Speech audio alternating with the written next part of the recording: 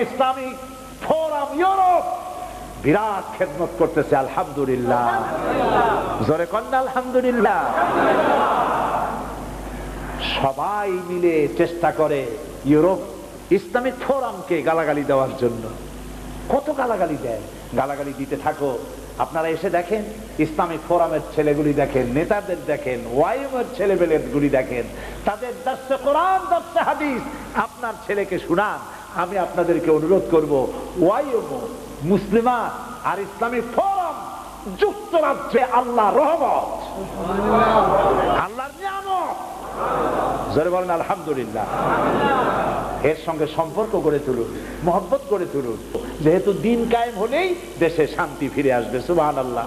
আমি গ্রিসে সেদিন বলতেছিলাম, এই যে গতকাল বললাম গ্রিসের কথা, সেখানে ৬,০০০-এর উপরে লোক স্টেডিয়ামে জমা হয়েছে। আমি বক্তৃতার ভেতরে বললাম যে আমাকে আবুধাবিতে বক্তৃতা করতেছিলাম একবার, আবুধাবি, আরব আমিরাত, আবুধাবি ইসলামিক সলিডারিটি হল, এই হলে চেম্বার অফ কমার্স এই মাহফিলের আয়োজন করেছে। পাকিস্তান, বাংলাদেশ, ইন্ডিয়া, আরব কমিউনিটি, 4টা কমিউনিটির লোকেরা মাহফিলের আয়োজন করেছে, আমাকে চিফ গেস্ট করেছে। আমাকে তারা